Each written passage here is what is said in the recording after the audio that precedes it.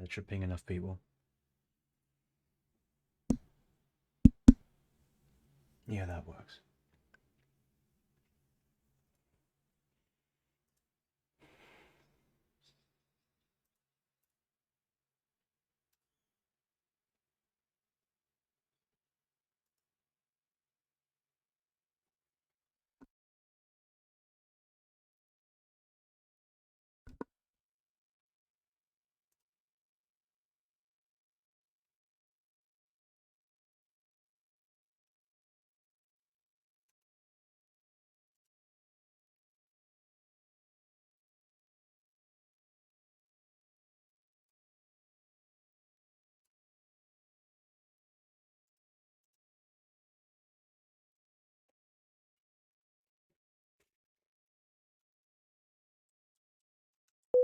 Let me bring up the okay.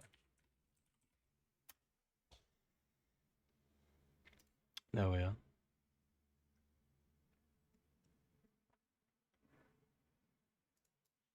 Okay, here are my proposed additions.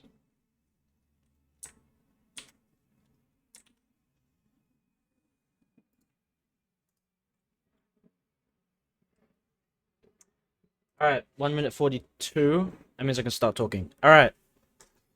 So. Oh shit. Okay. When was the last stream? It was at least 3 days ago. It was a long time. Yeah, I took a couple of days off just to fix things in the language, specifically with the syntax and the things that I didn't like. And there's also things like like inference on self-recursive definition.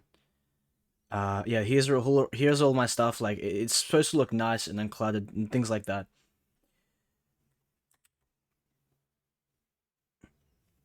Yeah, so I experimented with inlay hints. So in the pattern here, X is like you can put an inlay hint so that X is an I32 and that equals that. And that's like just comparison between that. Yeah, and inlay hints is comparable to like ML or like OCaml. Yeah, and here's more of that, so that's just bull. But the thing is that it falls apart when you have a long type that you need to annotate, so like bool. It takes in the predicate of t to bool and returns bool. Oh wait, no, it's not supposed to be t. There. Yeah, so it takes like yeah, so this makes sense. Any yeah, this is just like any with the predicate. But with here, let's say you need to type this. You need to put a t here, an f of a t to bool here, and then it just gets so long. So that doesn't make sense. Yeah, I mean it only makes sense, these inlay hints, for singular pattern. And the reason why I proposed these changes is because functions with a single pattern, they looked ugly. That's why. Yeah, so here's my proposed syntax. Sub the colon for a single colon.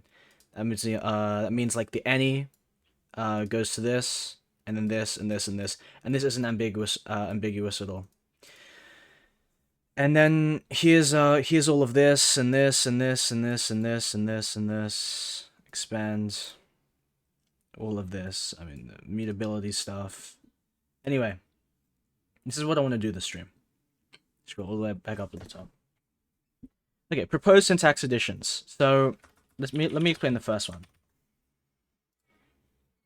All right, in this programming language, you can have mutable variables. So this equals 20. You cannot reassign. In the current state right now, this is a redeclaration. But if I do this, yeah. So since the language is immutable, all variable declarations with a single identifier, an identifier that doesn't look like this, is immutable. So if it's immutable, it can't be reassigned. So we can assume that this is its current declaration. Yeah, so v equals 20, that's a declaration, so what? You can preface it with a let, and that's still the same thing. And if you wanted to define a mutable, what's it called, a mutable identifier, you would need to do this, TACK v or something, and then you can do that. Then you can reassign it as much as you want. It doesn't create a new variable. But I mean, originally I thought this was nice, right? You can have a TACK v, and then all you can identify like 200 lines down in the function that this variable is mutable, and I kind of liked it. It's very explicit, but at the end of the day, the whole point of this syntax is to reduce noise, right? I really like the C syntax because it reduces noise. It's this really nice tabulated syntax. There's no need for these like. It's just applying functions to things, and I really admire the C syntax and the Haskell syntax because it makes things simple, right? You don't there's no uh unneeded pointless like noise, right? So I think I'm gonna get rid of these colons. Yeah, so these are gonna be gone. So if you want to declare so this TACK here at the front, that's part of the identifier. This whole thing is a singular token, so it's TACK v. What I want to do now is introduce this thing, this single colon. That's a token now, and maybe like talk colon or talk TACK or something. Yeah, so if you want to define a mutable identifier, it'll be TACK v or TACK var, and then you can reassign it like this. So this TACK is not part of the definition. You can even remove it, but then reassigning will be an error. So I've explicitly made this something equals something assignment and not a declaration. So you need to have this let keyword here. But what I also want to experiment with is getting rid of the let keyword. I want to replace it with plus, right? Plus v equals 20. And this probably is very unnatural to a lot of people. Yeah, like having a plus to start a declaration is very unnatural. And I'm going to be experimenting with many different kinds of declarations instead of let. Let looks nice. Like, it looks nice enough, but I kind of want to see what it looks like with plus. So I've been doing some like tests here, like plus TACK div equals 3 and then loops. Anyway, there's a lot of like experiments and stuff. Yeah, so I'm removing the mut keyword. Mutable pointers to a t is a star TACK v, TACK t, so that's a type. So I want to remove type hints using the colon. So this colon syntax is out of the language, right? You'd usually use it for things like here you'd go like let a b equals 20, right? And then you'd want to assign b a type. You do that. Right? This is ugly. This is really ugly. I'd prefer this, right? Remove this and put an inlay hint right here. I mean, that looks better. That looks way better. So I want to get rid of this colon syntax. And the colon syntax is used for functions, as you saw down below. But it got removed. So now you can do this. Let's say like an ident. It's like an identity function. You'd start with a colon, which means this is a function declaration. It starts with a colon. And you have to supply the type. X equals X. Right? You have to supply the type first, so it's not ambiguous at all. You can't do things like this anymore, where it's inferred. But what you should really be doing is that anyway, right? I mean, it's like other languages how they normally do it, like Rust and these things like that. It removes the ambiguity and forcing people to put these type declarations or type hints on functions. It's nice, right? You're gonna end up putting them there anyway. Yeah. So remove this to create variables. Yeah, that was what I was saying. Yeah, this goes to this. That's what I'm experimenting with. Possibly remove do blocks. Yeah, possibly remove do blocks. And then this void expression from JavaScript, I'll get to that at the end. yeah, functions to type first, patterns after, and then remove colon colon. That's what I wanted to do. Oh yeah, and if expressions to the C and zig way of doing these things. So before it would be if cond then e expr else expr. I don't yeah, I mean like this is nice, right? But it doesn't look. I don't know. I don't know. I prefer the C. I prefer the C method. So you'd have this, and then this, and then you could do like if cond, and then if we make this change here, we can do this. Remove do blocks and replace them with that. You know, I'm gonna have to do some checks. Like eventually, I'm gonna have to figure out what looks best. Yeah, and then introduce piecewise condition syntax. This is from Haskell. It's like this, like it's like what is it? That's like x greater than 1 0 equals x.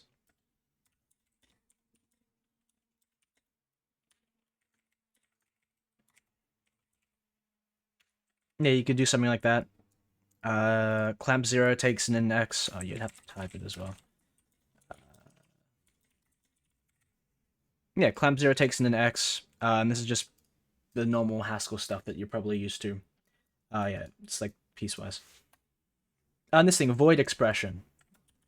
All the void expression does, it just avoid expr here. All it does is void takes in an expression here, evaluates the expression, it probably has side effects, and just returns empty tuple.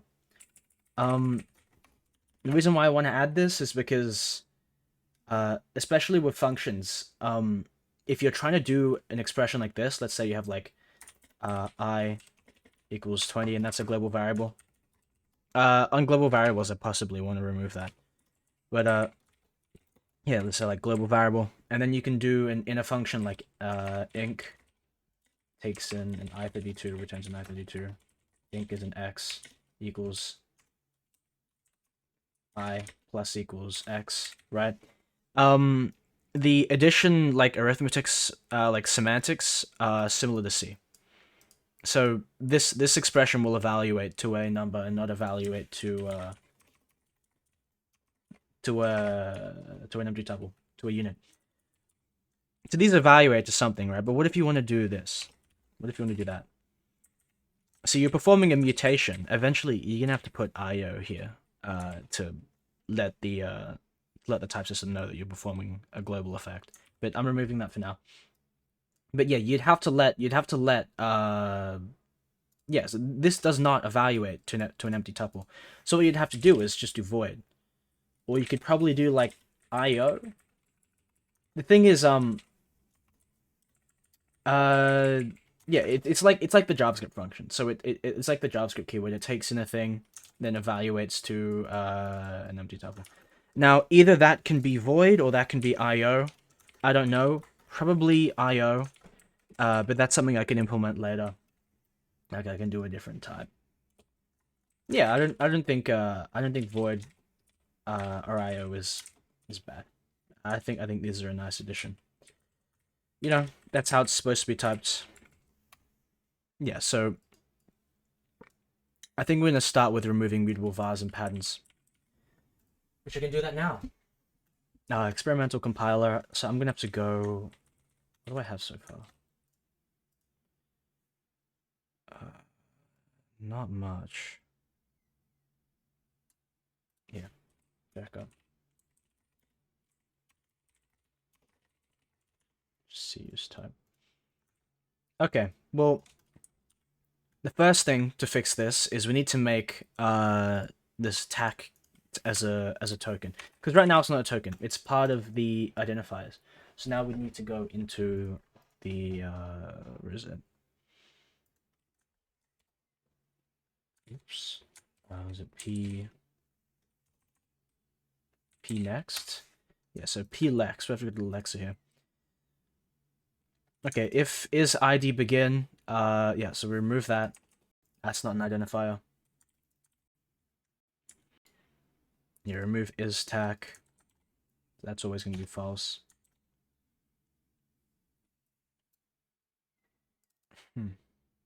Yeah, nice go to. Yeah, remove that. Remove that. Remove that. Yeah, what this how I optimized checking if there was a identifier. Usually you'd get back a i*t, which is a U32 index. So this is how we represent identifiers. It's just an i** U32 index into a interned string table. What would happen is we set the top bit. So you'd set the top bit with i**. How do you do it? Yeah, you'd call like yeah,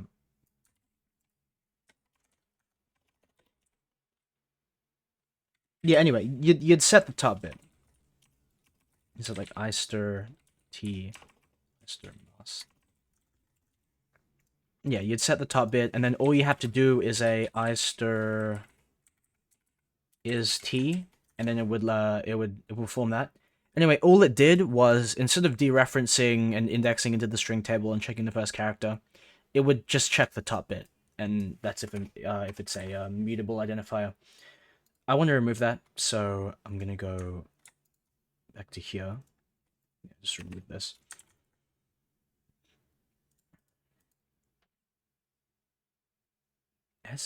Where do I use this? Oh, that's a nice function. Useless currently. Okay.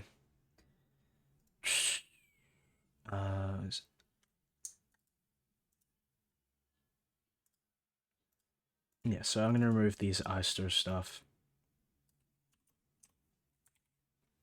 Yeah, so these cause errors here.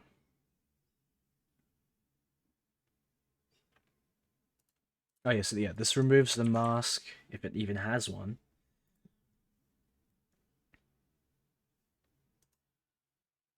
Yeah, var ptr is t, so this expands into this and just checks the identifier. I don't think there's a point to having that. Okay, so let's go to the variable.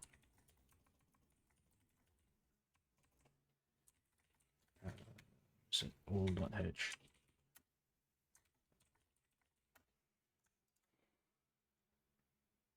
Okay, how you would check if a variable is t is that you'd take in the variable i* is t, you'd select the name, which is an i*, and then call that. You can't do that anymore. So now I'd rather just set a bool is mut.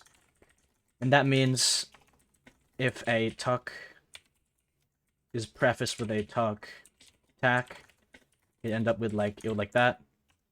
This is a token, and this is a token. When this gets parsed inside the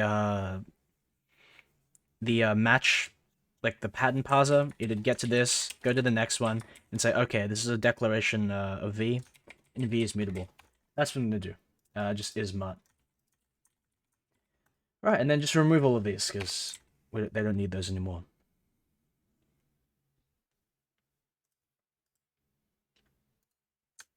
Alright, there's going to be a lot we need to change. So mutable vars and patterns, that's one of them. And remove singular things like that. So v equals that. I'm going to remove that. I don't know where to start first though.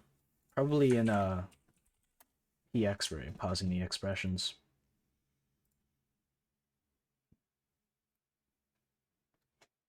Actually, first we'll need to add the token.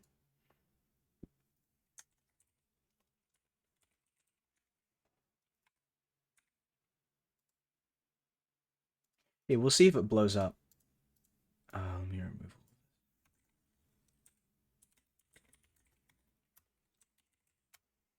Whoa. Okay, so yeah, okay, we can't even run the compiler without all of this. Oh, okay, no, var ptr is something we need to keep. Just not these. Yeah, so we'll still get a couple errors.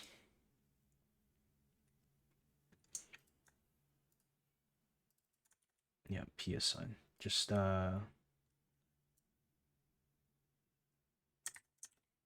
this. What is this? Okay, assert not reached. Just end it.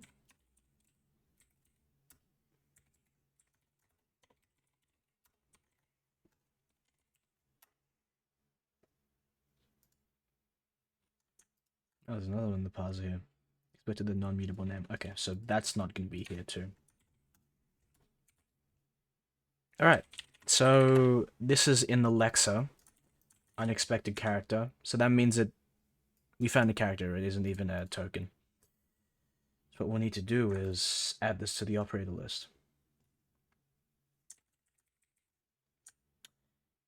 So let's talk. Okay, so we need to add talk to TACK. Or it's like talk prime. I'm fine with TACK. I mean, I don't have an issue with it. Alright. Unexpected TACK, expected expression. Alright, so now this is an actual token, so we can start parsing. So that shouldn't be right. It should be let. Who's using let currently? Yeah, unexpected TACK, expected pattern. Okay.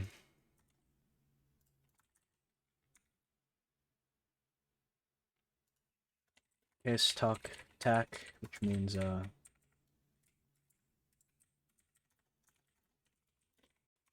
equal is mut.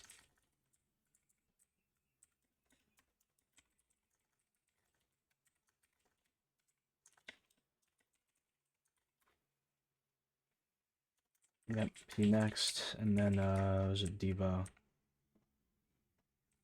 Yeah, var ptr var ismut equals ismut. Good. That's fine.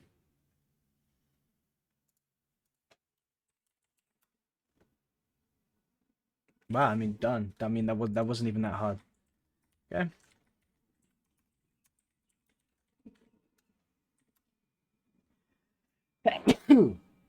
Oh, what's that?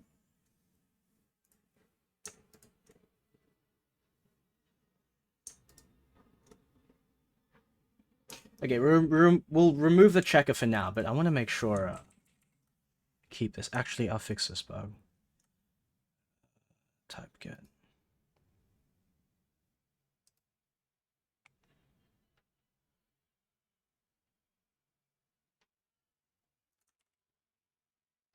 Okay, we'll do a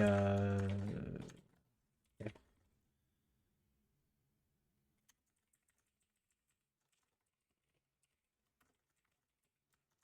Error pause, and then we'll do type mismatch.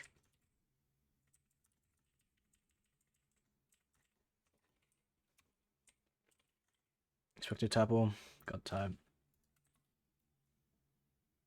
Wow, it's still not an error.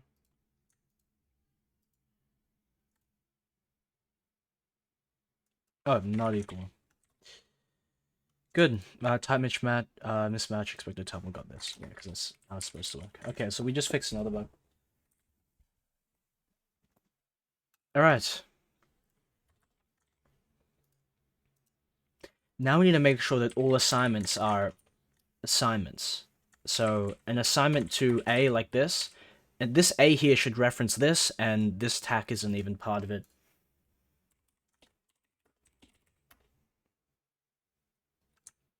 Wow, where's that? Unreachable. Ah, okay, P assign. Okay. And all we have to do is forget all of this code. There's nothing we need to do with this. All we have to do is just do this. I don't even think we need this code at all. Sudo.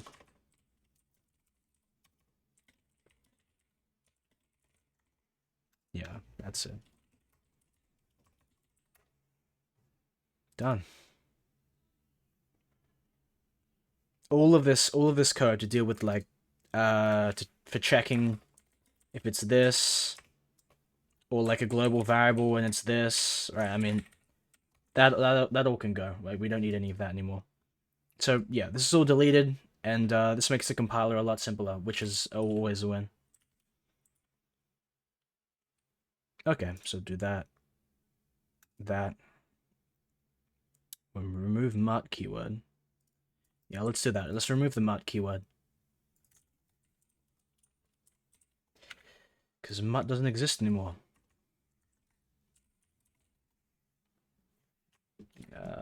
Prec mut. Yeah, remove prec mut.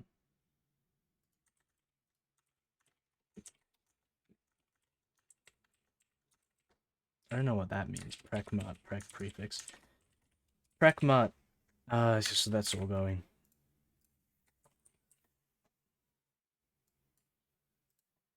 Okay, match case.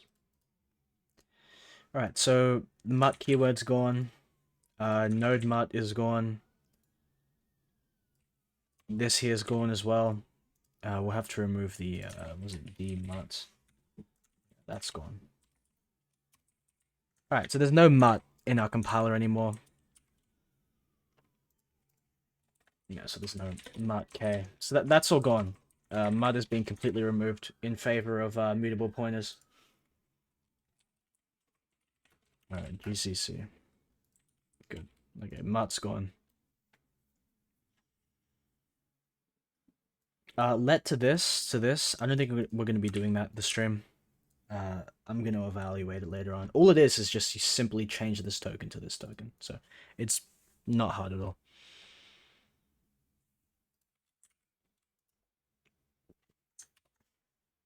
I'm surprised it was that easy. Let me run it again. I don't think we have arrays in this, do we? No, we don't. We don't have array patterns yet, so I have to get to that. All right. Yeah, so b equals this. This will raise an error in the checker because it's not mutable. All right, that was easy. I expected that to be hard. What we need to add though is type hints. Remove the remove these this, so remove type hints using that. And then we'll get functions next. Okay, so instead of this, b equals this, we make them inlay. So b equals that. That's what we're gonna end up doing. What we want to do though is we want to share the same pattern parsing code. For the pattern parsing code we use here, and in functions and inside match expressions. So we want to allow this, but we don't want to allow this. So c equals, so add a b equals a plus b. Like we don't want to allow that to be done. So we'll add like a boolean flag, and we'll recurse. Okay. So what we need to do is it p pattern, parsing patterns, and then we'll add a flag. Allow inlay. Okay, and then we'll keep passing that to the p patterns. Yeah. Thanks, recursion.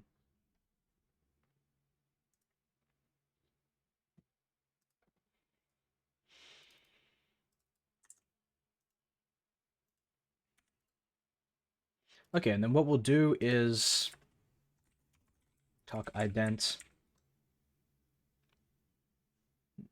Yeah, so it creates a new variable, etc. Okay. If p.token.kind equals colon p next if allow inlay and this type equals p type, and then we'll do var ptr var type equals that. Type equals type. We're just assigning a new type to it.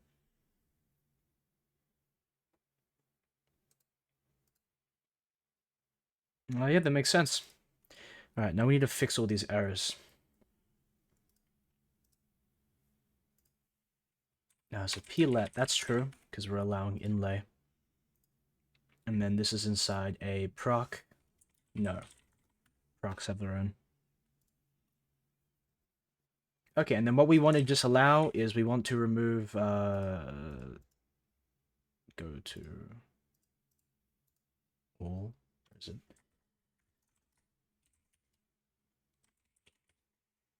TJK113 says dynamic or statically typed. This language is statically typed. It's yeah, it provides really strong guarantees at compile time. That's my vision, at least.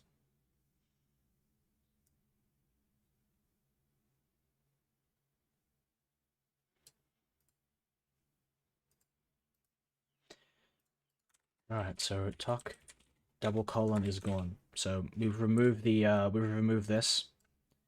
So we're gonna remove type ins like that. Yep, so that's gone. All these P type decals, they're gone too. Yeah, type decal is gone. Good thing we could do a compiler assisted refactoring.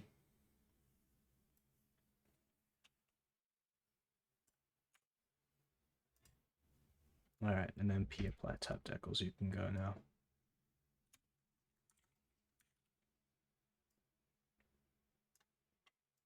Yeah, gone. Gone. There's a lot of stuff I got to remove.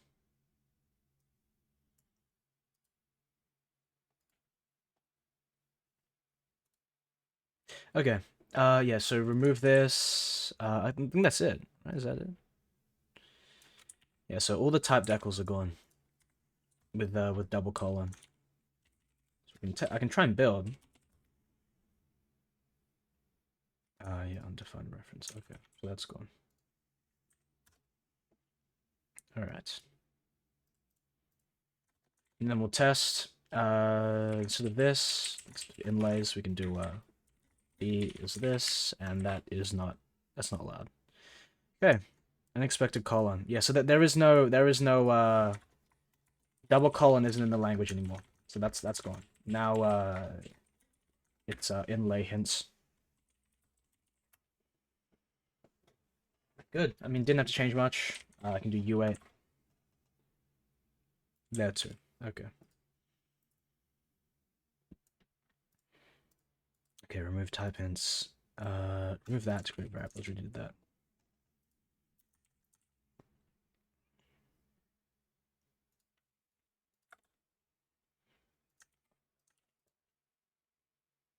Okay, what we'll need to do is change function typing. So functions originally are typed like this: add i32 to 932. Returns 932. Takes an a, b equals a plus b. What I'm proposing instead of this syntax, I'm proposing this, which is remove the double colons and like that. See, they're all in the same line. There's no difference here. Looks a lot nicer in my opinion. So I'm gonna get rid of the double colons because that's like a Haskellism, and then introduce single colon for inlay type hints and for typing functions. This also means you can remove this and this will fail. The type always has to come first. So that means you can't leave a function without a type hint. But that also means like if you want to get the original behavior, where you can have functions like this with no type hints and it's just inferred. If you want to get the original behavior, you'd have to just do let add equals a b equals a plus b. That's how you get the original behavior back. I don't think we're losing much because all functions like this are most likely typed properly, right? I don't think we're losing much. Nothing at all. So I think this is fine. This is what I want to add. So I want to add, so you'd get to here and get this colon, and it'll continue parsing and parsing and parsing.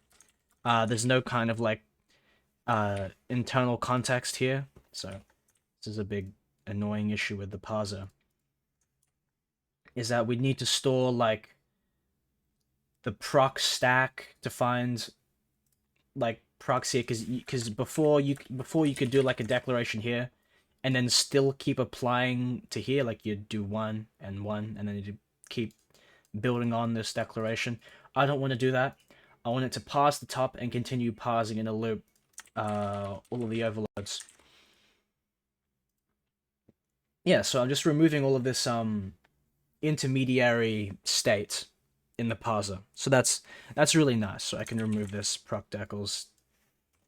Don't need any of these. Scope desk to do. Yeah, I'll have to remove the scope desk stuff.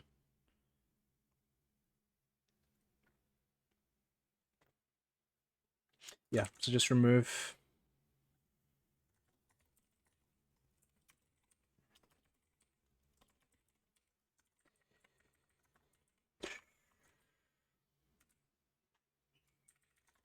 Yeah, to do. Remove or find better use. Because I'll possibly need in the future I'll need like these like scoped state. Yeah. Alright. Yes, this is the function parser we worked on last stream. And had all this stuff. Anyway, what we'll need to do is pretty simple. Lemma. Not Copilot suggesting this is a bit of a mess. Yeah, Copilot does that all the time. You do like do this to do make this a bit filled. Okay, that means nothing. This is a bit of a yeah, like this fucking sucks. Okay, well, you can do like what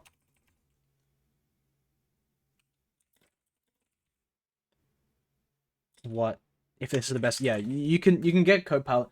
All Copilot does is just like I don't know.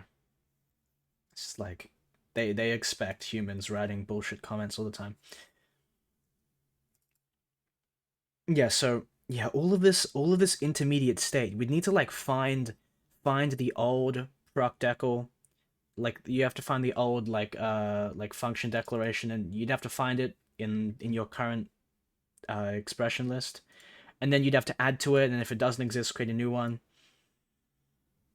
It's this intermediate state, right? I don't want to store the fact that I'm currently parsing a proc, a function. Why can't I just hit add, hit the colon, parse list of types, and then while loop like that, and then break off when it's not there. Anyway, that's what I'm gonna do, right? Remove all this stuff we did last stream. Well, not all of it. You know, there's some stuff we can keep. All right. I say this will be a lot simpler. Okay, so we can go all the way up and remove all this. All right. Good thing I never use multi-line comments inside functions. I always reserve multi-line comments for the top level, so it goes all the way here without doing something like that and fucking up all my code. All right, pproc. So it's an add expression. It returns the scope, and I don't need the previous expressions. Not anymore.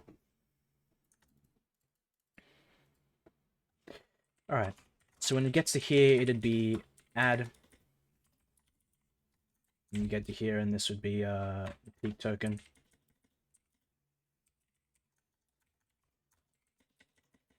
Peak.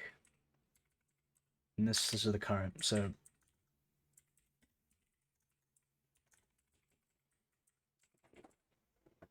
okay.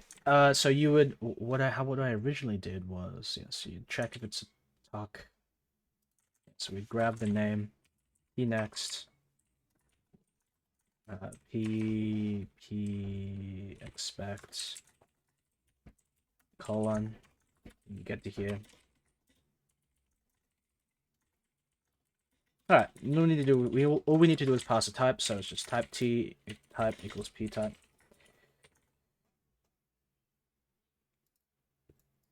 You say not a functional portable. I don't know what that means.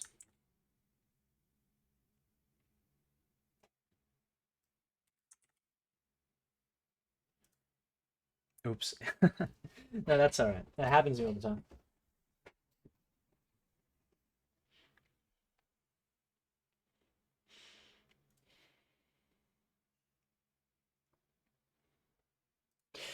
Okay, So we pass the type.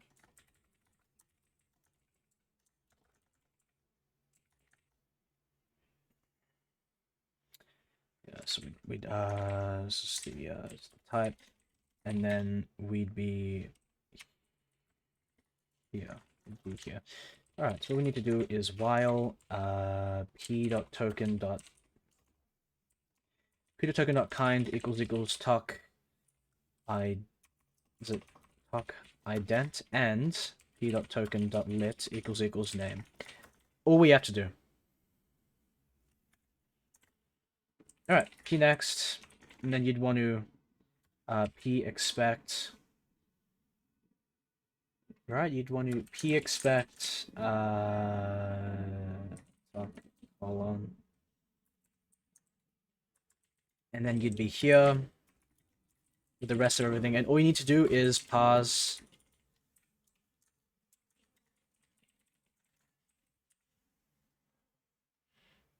Slazer says, "Hi, what's your thought of Zig?" I think Zig is amazing. I think it's one of the best programming languages to come out since C. I think the creator Andrew, he's a very smart guy. And it's built on very nice building blocks from the C era. Things like no ambiguous control flow. The thing is with Zig, it's like you have to pass an allocator and everything. I think it's a really nice and well thought out language. I'd be more inclined to use Zig over Rust, just because I'm more of a C programmer myself. So, I think Zig is a great language. I think Zig is amazing. There's a couple of hitches with Zig right now though, especially with these aliasing issues, and there's lots of there's a couple foot guns in the in the language which people have talked about. The thing is, it's still being worked on. It's still being worked on. So you just have to watch the space. But right now, the language is being used in a lot of like high profile areas, especially with like Tiger Beetle and all these things. I think Zig is a great language. I'd be more inclined to use Zig over Rust. Things like that. I wouldn't say it's a C replacement. I know they're saying it's a C replacement. It's amazing what they can do with their current C interrupt, but I wouldn't say it's a C replacement, right? I mean, try bootstrapping Zig on like bootstrapping C is so much easier because you can just install a C compiler. I really admire Zig, and the reason I'm using a lot of Zig, things in my language, specifically undefined, and unreachable. Undefined is a great thing to add. Unreachable is amazing. I don't think any language I know has unreachable.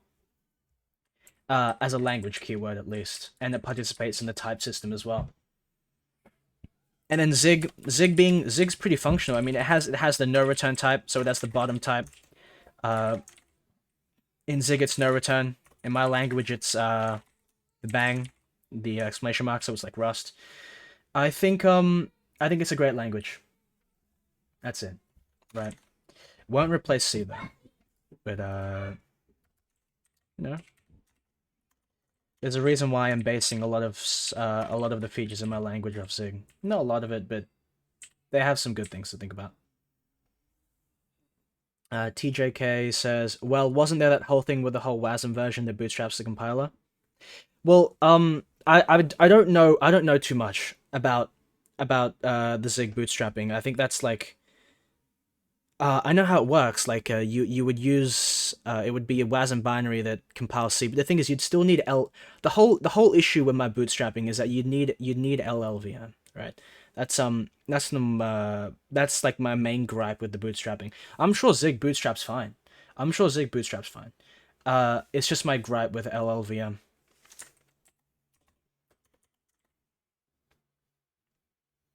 It's really interesting the way they do it with WASM. I kind of want to do that for my compiler, but I'd rather use C instead of WASM, because C has nice diffs. It's like what V does, compile to C and to bootstrap the compiler, because And what Zig does is they use a C file and they put the WASM into the C file. It's like a WASM to C, right? And you'd go through another layer of indirection. It's like a really compressed C file to bootstrap, but you take the WASM and turn it into C. It's really smart. It's really smart. But for my language, I'm just gonna compile to C to bootstrap, and it'll make things a lot easier on other platforms and things like that. Because you need LLVM for Zig, and you won't get that on every single platform. All right, so right here would be parsing the list of patterns. Okay, and just a while true.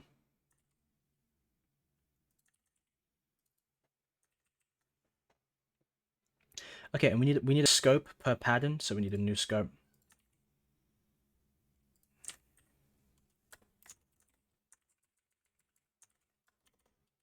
Yeah, so ir scope t pointer.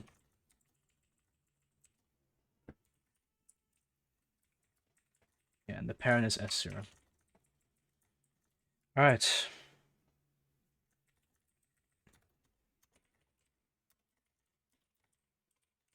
I'm gonna list the patterns to patterns. Break. Okay, and then we'll be here. Add. Do this. And then we'll be right here. And then just p next. All right, then we can pause the expression.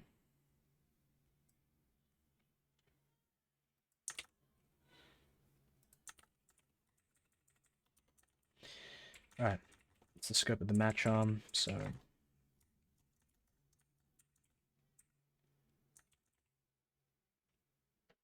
okay, good.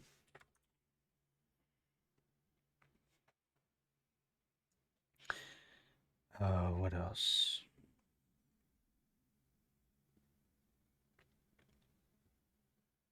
Yeah, what we need to do is pproc create.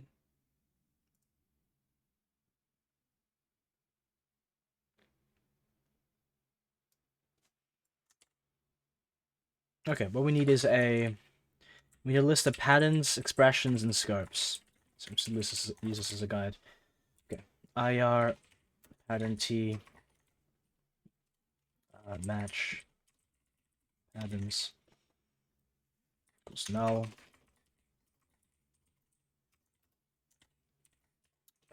Ir expressions.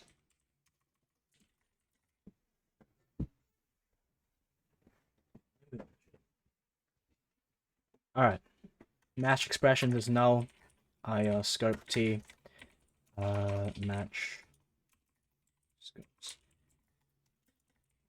Yeah, if you're confused on why I have all of these lists and stuff and how the proc works, you can look at my last stream. I built all of this and how the desugaring works and things like that. All right, so match patterns, match expressions, and match scopes.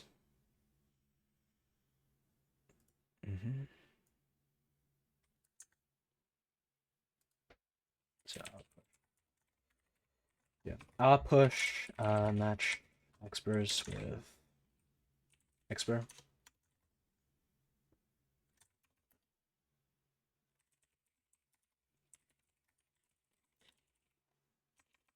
S2.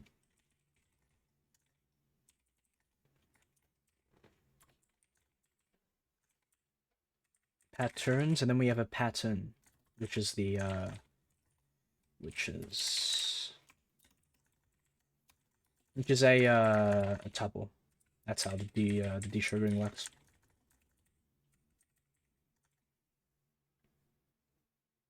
Right? Yeah, tuple.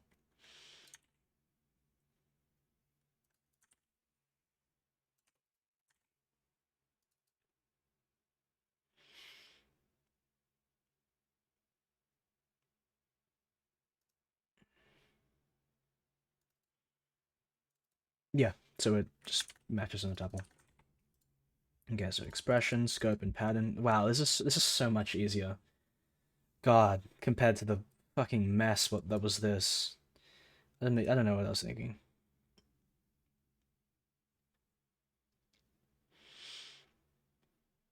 Oh yeah, what it also does is it asserts that all patterns are the same length. So we'll do like a U32 plen.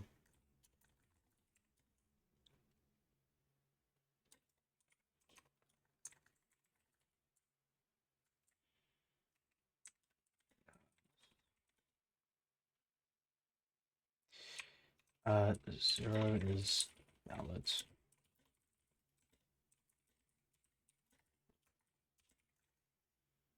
Okay.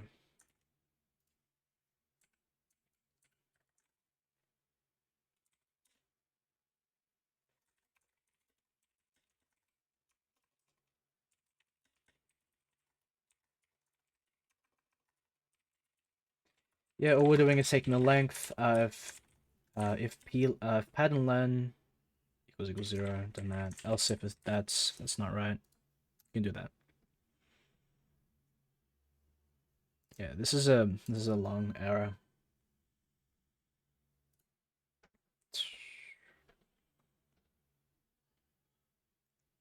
Okay, and this is all the desugaring stuff. I think we have everything we need.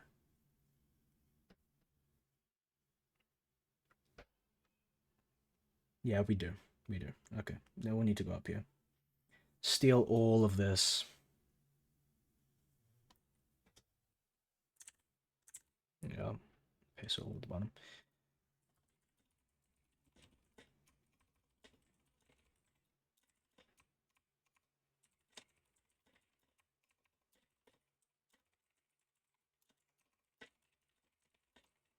All right, now we're creating a function.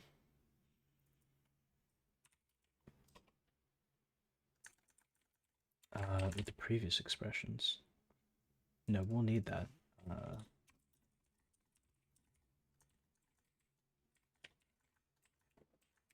Yeah, with previous expressions. All right, in the 0th scope, its name. What we should do, yeah, create new var before evaluation so it can be referenced recursively. Okay, so we need to do that at the top.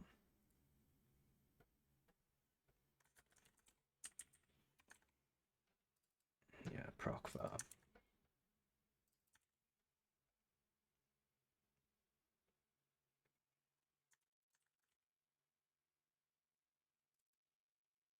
All right, what else?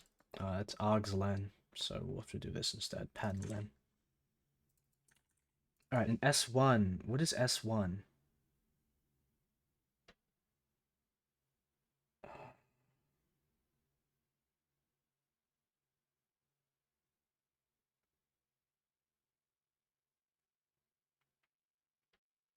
It's p pattern. Ah, S1 is out here. Okay. Yep, so we're just creating all the desugared variable names. Is arg, so it's an argument.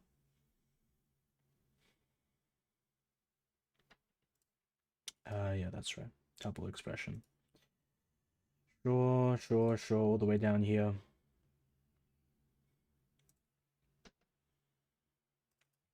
Alright, boy, this is always true. Alright, let's see if it works.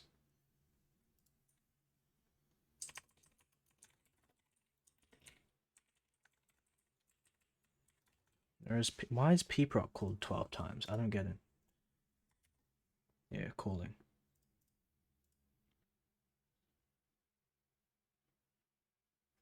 pcanus.calling. Alright, well, let's test it.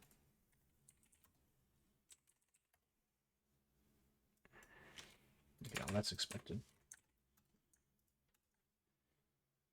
Yeah, find proc is pointless now. No one uses it. Okay, type indentations needed. The add. Let me remove the checker. Yeah, so I'm disabling the type checker code. Alright. So add takes in a lambda, takes in two things, goes into a match this to this, but it has nothing. I don't know why. I can fix that though. to pproc. Oh yeah, match patterns. Match exprs, match patterns, and match scopes. Where's that? Oh yeah. Okay, match exprs.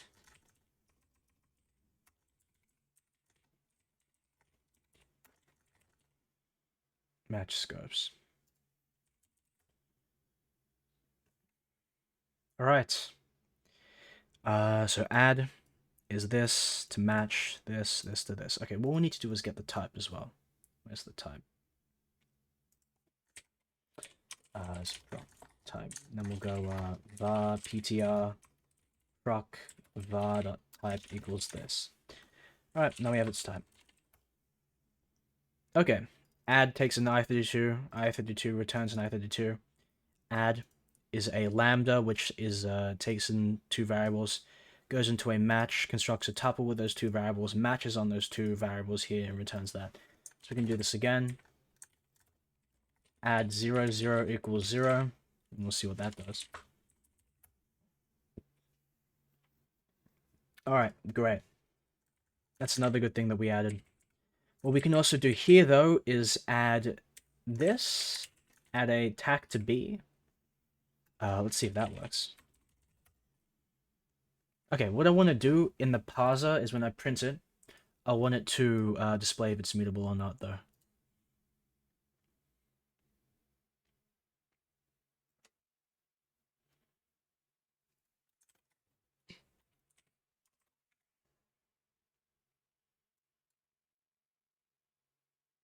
What I need to do first is I don't want to duplicate the code, so I'm just going to do this. PTR.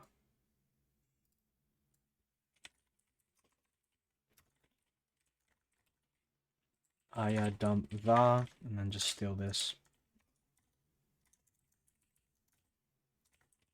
Var and var. And then what I want to do is, if it's a mutable thing, I want to do, no.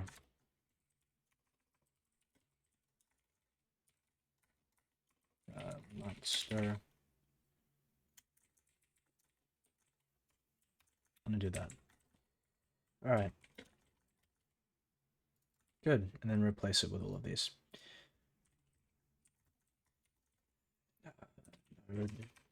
Eva.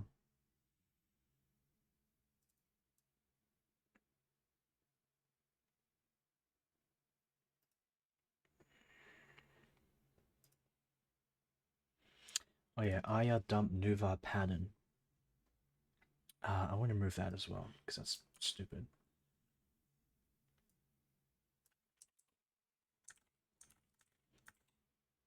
Okay, and where's dump pattern?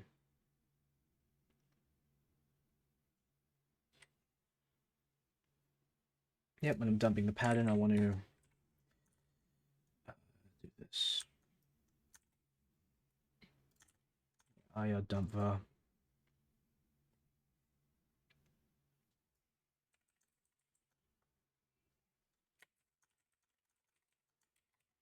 Alright, pattern, var. And then what I also want to do is print the type. Type debug string, var type. Yeah, so if... Actually, no, they all have types. Alright. Clear.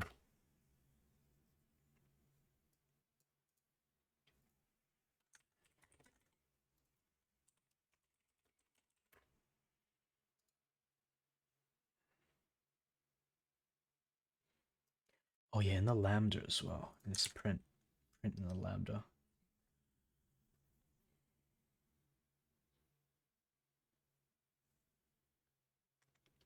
Yeah, okay. IR dump var is when it's used, and IR dump var with type.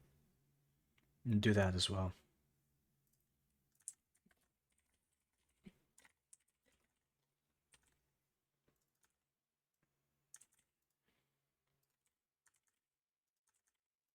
And we'll do that as well.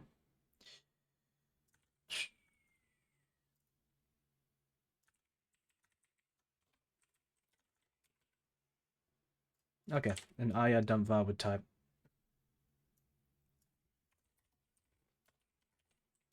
Yep, and then we'll do that as well on the lambda.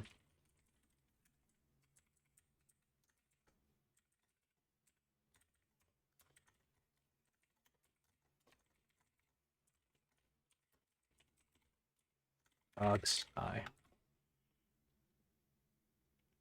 Yeah, well, this makes everything a lot longer. Sure. I don't think that's much of an issue. When we get rid of the actually, we'll do this instead. We'll do that. And then bring this to the top.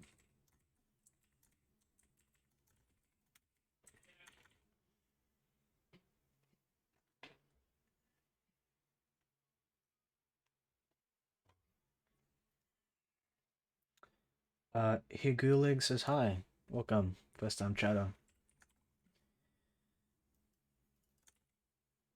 Okay, so this is dump var with type if it's not if varp dot type is not equal type.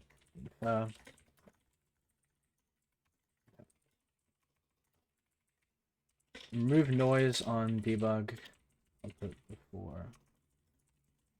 Check. Okay.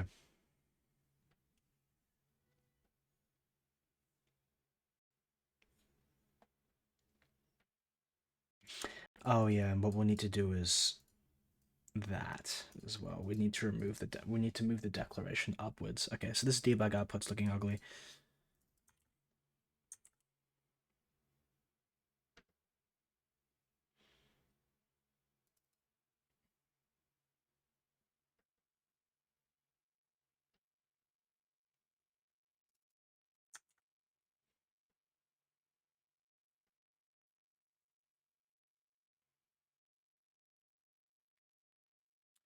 It's not that big of a deal.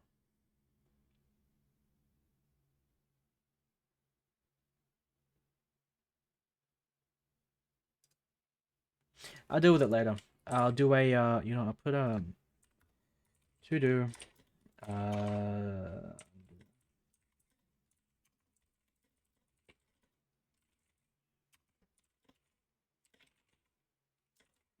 okay.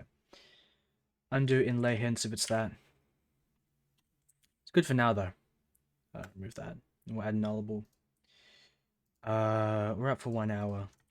But what I can do here is I can just add this, and I think I'll end the stream. I don't know. I'll see what happens. I'll make a commit now though. This is good.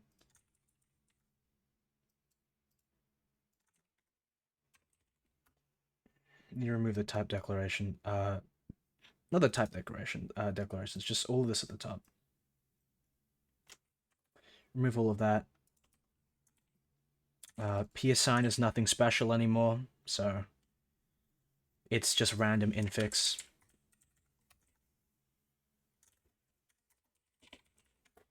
No. P-assign's gone. And remove the other big functions. Yep, this is all gone. Oh, p-in. Yeah, p-in's gone forever. We're never touching that.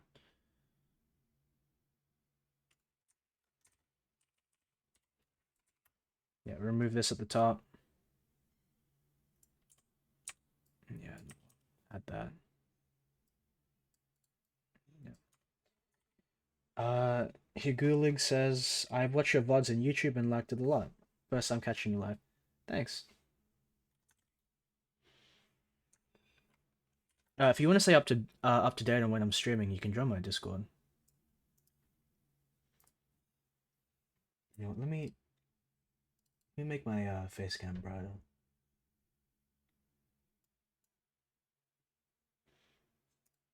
I say that's a lot better. Okay.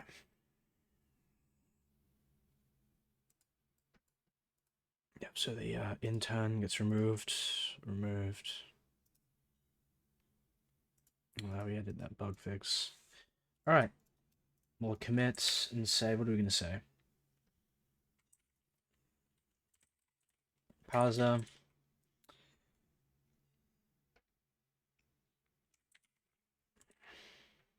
remove proc. What are we doing? We what we did was change proc.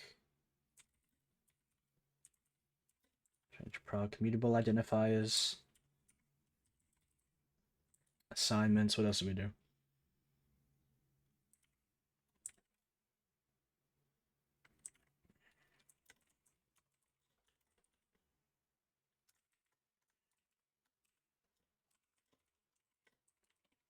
Okay. Commit. That's one of the long ones. Actually, hold on. Let me go back. Commit. What I'd like to do is put this thing, put hash stream 9. This is stream 9. Commit. That's what we did during that stream. Okay. If exprs to if cont, else if cont, that. Okay, we can do that.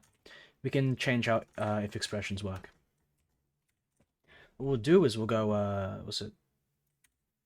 First, what I want to do is remove that. Put it in. Nope. Okay.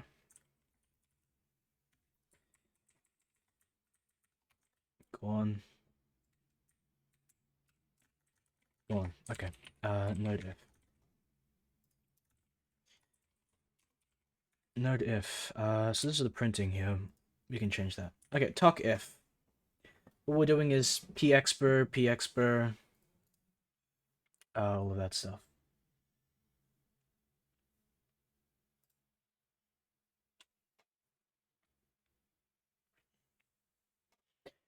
Okay. So how it is now is if cond, then if cond this, else this. That's what we're changing it to. So we can get rid of all of these. All we need to do is do parsing. Okay. Cond, so it's pexpr parents, to parse in between that. And then we'll p next, and then we'll do p expect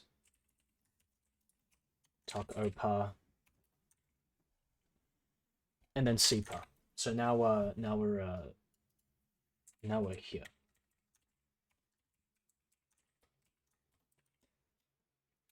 Right, so now we're currently here.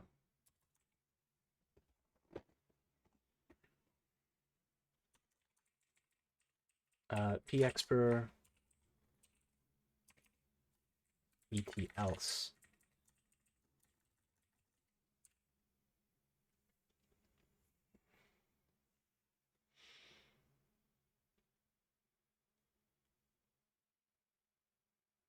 Yeah. Okay. Pexpr et else. Sure, makes sense. What I also want to remove is then, and then get rid of the then keyword. Yeah, go to all.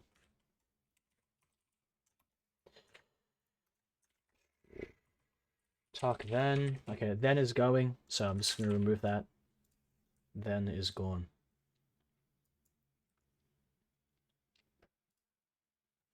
Okay. And then we are at here.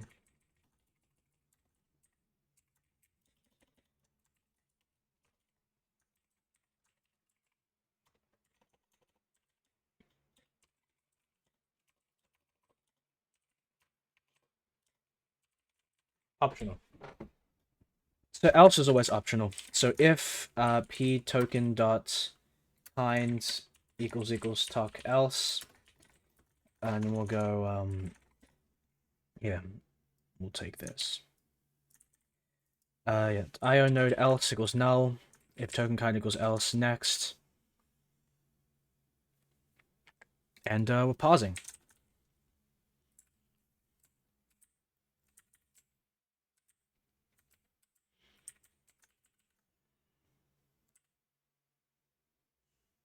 Yeah. Sure. I think that's enough. I think that's enough. We'll check it. Let's see if it works. Okay, so that's just default. And then we'll do this at the top level. Let v equals if true 1 else 0. If true, then 1 else 0. Ushi18 says, what keyboard do you have? It sounds nice. Oh. I'm not one of the, I'm not like a keyboard person. This is a Razer, oh, I can't lift it up very much. This is a Razer, was it Razer Black Widow keyboard that they've had for like probably 4 years. I think this is older than my current GPU. Razer.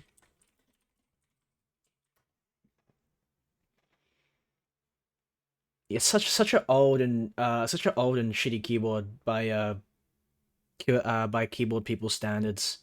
But I'm not a keyboard person, so I don't care. All I really care about is the typing. Yeah, I think it's this one. It's this one. It's 100% this one. You know, it's just it works. It gets the job done. I'm not a keyboard person, so I don't really care. But it works for me. Right? It's a nice keyboard. I'd be using a Dell keyboard if I had one, but I used to play a lot of games, so I have this keyboard.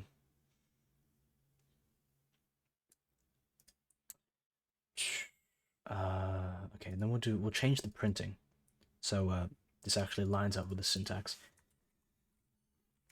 To the bottom of the parser.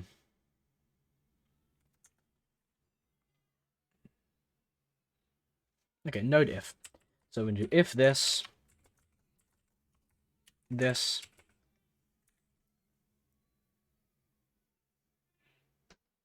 yeah, and then else this. And yeah, it sounds about right. So if true 1 else 0, and if there's no else, it evaluates to the empty tuple.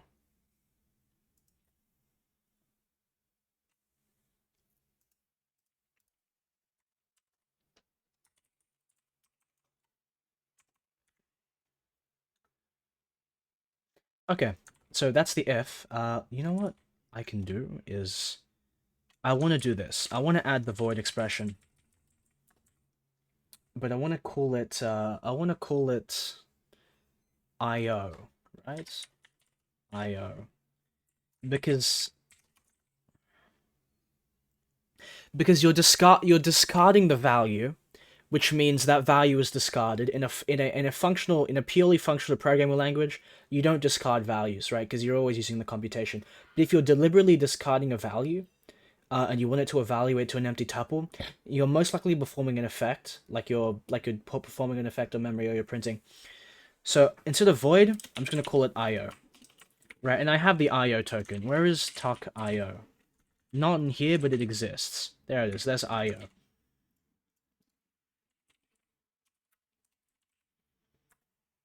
What we want to do is we'll do like, is it main nothing equals IO print.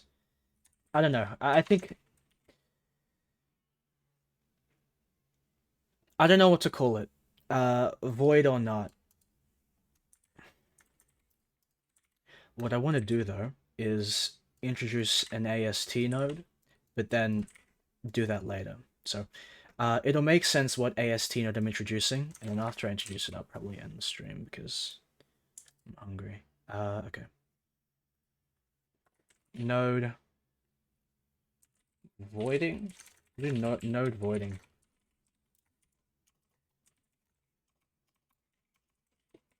Evaluates expr.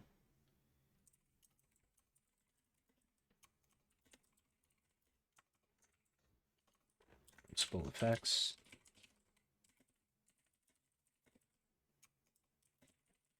Returning this. Yeah, void is quite clear in what it implies. Yeah, you're right. You're right, really. Yeah, this is what I originally wanted to use. Void. If I can find any uses of void here. Yeah, I write here void expression from JS, so the evaluates to this.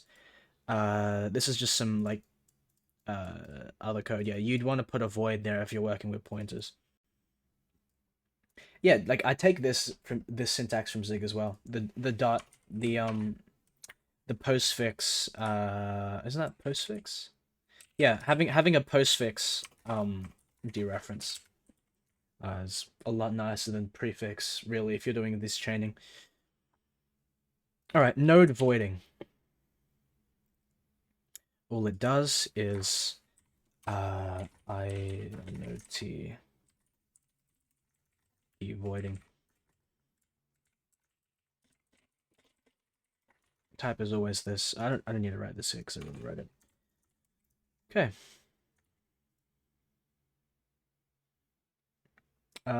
To be honest, I don't really get the postfix deref. Okay. This will probably put it into perspective for you.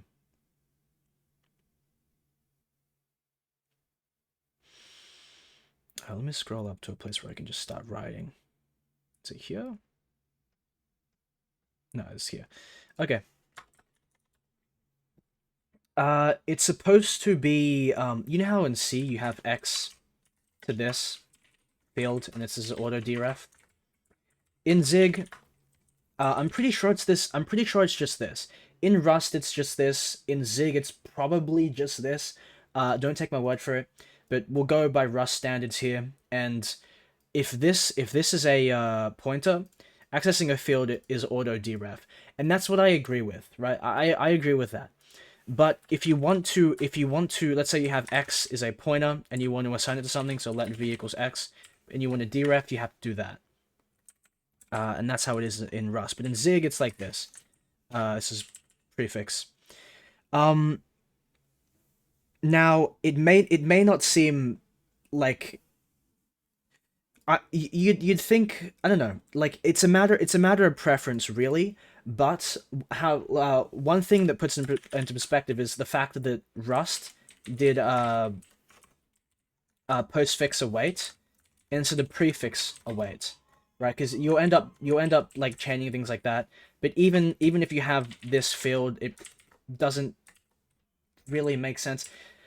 It's just a convention, right? You can look at all these things, these for and against, and these things like comparing it to other languages, like C's this and Rust's that, and I say postfix is better, right? Because when I'm writing something and I'm just doing these things and things and things, but I find out I want a deref, that means going all the way to the front and inserting one.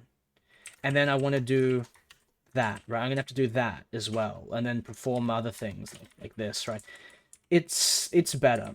Like, I say it's better because I don't like putting these colons around. Like, it's nice for chaining. At the end of the day, it's your preference, but I prefer that.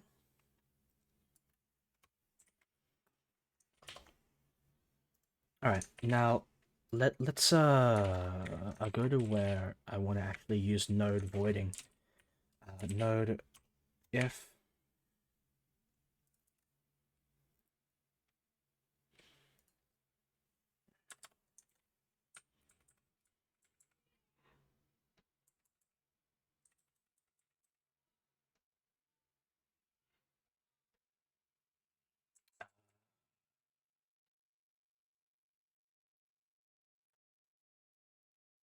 TJK says, yeah, personally, I just like fewer chars in my syntax because I have verbose names already.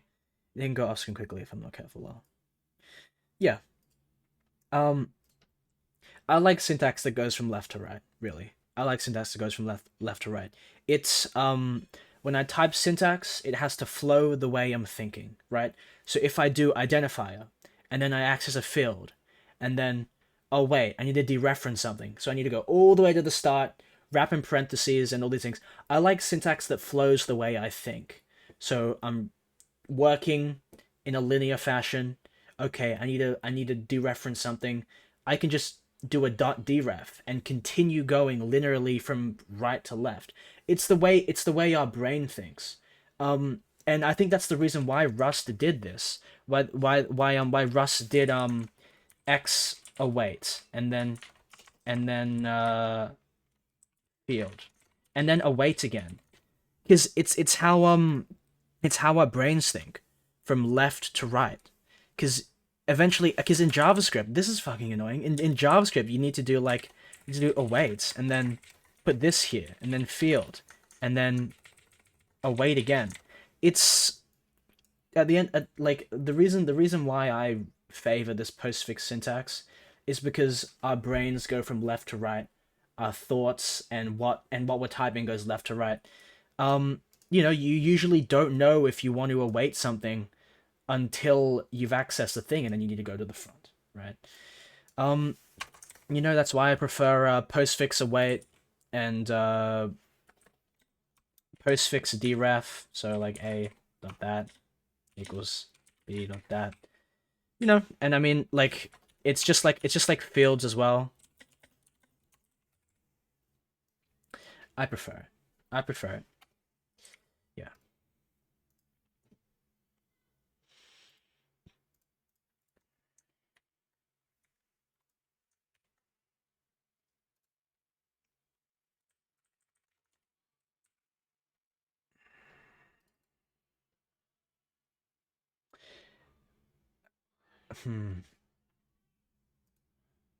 If else isn't there, I kind of want to do. Yeah, I'll think about it later. To do.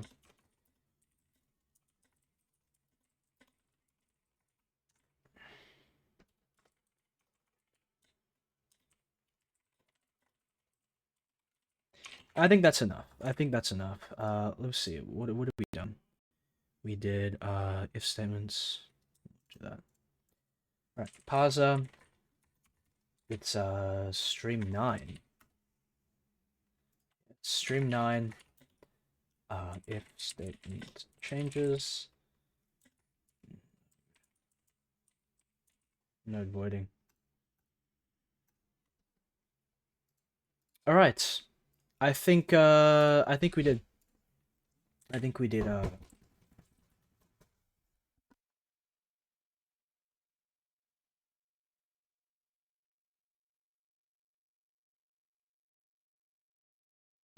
Fucking hell, it's my sister. Don't worry. Okay. I think that's it. I'll go over. So change proc, mutident assigned, remove inlay hints if statement changes, node voiding. So we did that. Okay. And before I go, I want to talk about what I want this language to accomplish further on. Something specific. So I wrote this thing, effects in memory. This is what I did over the couple of days where I was gone. So let me just summarize. Effects in the type system are primarily used to represent changes in memory, but also sometimes I/O effects. Yeah, so the whole point of I/O and the absence of I/O. Let's say you have a function, main, right? It takes nothing, returns nothing.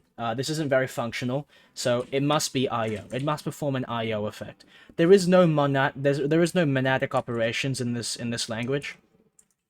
There's just that at the end of a function, you can put an I/O here, and that means it affects the state of the world, right? So you can't remove calls to I/O functions. Anyway, the whole point of I/O and the absence of I/O is to signal to the user that the function generates some kind of effect on the outside world. Strengthens the type system, cooperates with immutability, things like that. Elides some stores and reads, and elides some function calls. Well, does I/O actually tell the compiler? Discard my return value if need be, but don't elide my calls. This function may touch global variables, make sure you reload them when you return. So that's some aliasing things. So, I was looking at C, right, and C's memory model. And literally any pointer access can alias and anything, right? The only thing that you'll ever get that aren't aliased by the standard is different types, right? If a pointer to a type is different to a pointer to a type, so these types are different, these can never alias according to the standard. You somehow they alias, that is a you wrote undefined behavior. Okay, so what I want to add to the language is typed aliasing. Think of it like think of it like Rust's lifetimes, but with aliasing. So I want this to have really strong guarantees about aliasing. So can now add memory regions to markers, types, and values. You can create memory regions. For example, malloc creates a completely new memory region. So this is some random stuff. Aliasing in effects. Writing to memories in effect or doing some IOs in effect, compose them together. So I52 returns an effect. So void. So this is just voids because you're performing an effect. So yeah, v equals 20. Remove that. Yeah, so v equals 20. So you're affecting global variable. This of course is an effect on the world. W is forced to present an IO effect, statically typed, but has implicit effects on memory, which are inferred. Below is the inferred effect. So W's actual type is W takes in an I32, returns an IO effect, but has an effect on the variable, global variable V, and that's with this address of. Okay, malloc causes no observable effects. Really, you can remove calls to malloc. It doesn't cause any variable effects, like observable effects from the function of a pure function. But it does return free memory blocks to use with no aliasing. So malloc takes in a usize, returns a address of plus, so that's a new memory region pointed to a UA. Definition of cmalloc is an extern usize, returns a new memory region. It's just an opaque pointer. It's an opaque pointer because I steal this from Zig. It's supposed to be a void pointer. What does this actually mean? This is just me rambling about how Zig no alias model, foot guns, immutable value types, and having them alias. Zig should do what V does, as I said. Anyway, I put in an RFC to V talking about its memory stuff a while back. It's not very important to understand, but basically the compiler chooses at the ABI level what to pass, since they're immutable anyway. That's not very important. The top region is the universe or uni, meaning fallback to C aliasing semantics. So that's like the dash static in Rust for regions. It's just some C aliasing notes. Here, this is important. So V equals a T, right? So this returns a lifetime of uni to 0. A, you're taking a field of T, that's uni to 1. So you're creating an entirely new memory region because it's a copy. V takes the address of V to T. This is a memory region of 0 to 2. 2 is the memory region. So this is basically how they implemented in the compiler. This is just implementation details. Yeah, so obviously the below doesn't work. So K is a T and V is pointed to an O. You can't take the address of T and the address of V, because by default, all function parameters are supposed to have different memory regions. Yeah, so this doesn't work. You can't take the address of V and then the address of V to T, because these are supposed to be different. And here the below works because they don't alias at all, because these are two different fields. These two different fields, they don't alias because they're two different memory regions. You're taking a slice of an inner one. And this is funk with malloc. Okay, these are external global aliasing, how the aliasing semantics in the language work with the foreign function interface. So this is FFI with C. All of these notes, they could use after stack, no alias. They could keep this, then alias. Anyway, I want this language to be a language that you can optimize even more than C. Where C fails in optimization is aliasing. Aliasing removes a ton of optimizations that you can do. You can do small optimizations like a lesion of loads, but there's also big optimizations that you miss out in C, which is things like SIMD. You lose out on SIMD. So what I want to do is I wrote something down here. Where is it? Is it syntax? Compilation strategy. Is that here? Anyway, I just want to steal this real quick. Steal this, paste. Right, I'm going to run 03 on this. Okay.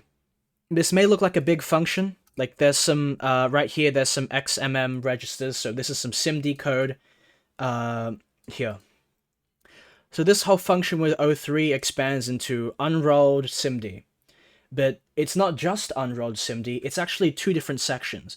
One is the unrolled SIMD, and there's a second section which is just normal byte by byte or int by int by int. So this function has a vector representation and a scalar representation. And when you call into a function, it'll check does A, B, and C alias. If they don't alias, it'll jump to the vector. If they do alias, it'll jump to the scalar. And that's how it preserves C semantics. And if I spammed, let me go to the CFG. See how here, there's this big code block for vector. And here is a small code block for scalar. Let's see if I put restrict, spam restrict here. You can see the code things change. Spam restrict. All right, now it's just a single path for vector. What if you could make these? You know how in languages they force immutability by default. Modern languages like Rust force immutability by default, and you have to explicitly pass mut. What if in new languages, by default there is no aliasing? By default there is no aliasing. In Zig, that's what they're trying to do, and they're failing because there is no well-defined aliasing semantics or errors in the language. There's none of these specific things that I'm trying to do, specifically with these like nested slices of memory, this whole typed aliasing model, things like this, right? At the end of the day, aliasing is basically the final frontier of optimizations, right? If you know these things don't alias, you can start generating vector code. So I want to make restrict pointers default in the language. I want to make restrict pointers default. And then you can explicitly mark things as to alias in the language. And I say that's how it should be. Just how people say things should be immutable by default, everything should not be aliasing by default. You want to fall back to C semantics, that's fine. You can write specific specifiers to fall back to C semantics. Like, I don't know, I think I'm going to do a uni, or I'm going to do like address of uni, or address of unknown. I'm already doing address of plus, which means create a new region from malloc. But address of that probably means uni, which means C aliasing semantics. Anyway, what I'm trying to say is this language is going to be more optimizable than C, because I'm removing these aliasing stuff. And just how people say mutability, just how people say immutability should be default, I say there's no aliasing by default. That's just my thoughts, and that's what I'm adding to my language, and that's what no other language is doing. And to end on that, I say stream's over. Thanks for coming. Thanks for coming, guys. You know, we did some syntax stuff, these proposed syntax things. I want to add some of these. These are just some trivial things I can do on my own. But you know, good stream, talk. I think that's the end. All right, goodbye. Goodbye, everyone.